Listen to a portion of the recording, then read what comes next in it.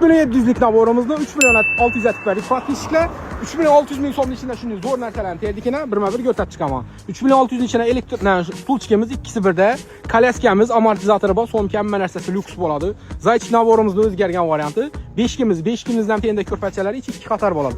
Belanchakimiz, mittivoy belanchakimiz, teylari spalni bo'ladi. Ichini polni komplekt hamma narsasi bilan, ustini peshtaxonalar ham mo'ji bilan bo'ladi. Sidushkamiz ham mo'hkidin.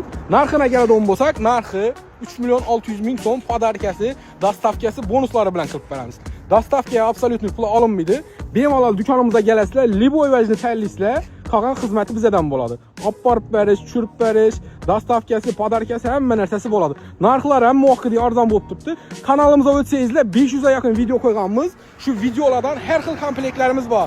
2 millionlik ham bor, 3 millionlik ham bor, 4 millionlik ham bor. Bemalol o'tib videolarimizni ko'rib chiqsangiz bo'ladi. Shu opisaniyada kanalimizni silkasini qo'yamiz. Bilmaydiganlar uchun telefon nomeri bor, Telegramdan yozsangizlar ham bo'ladi. Hammangizni kutamiz, zo'r narxlarda taxlab beramiz, xudo xolasa.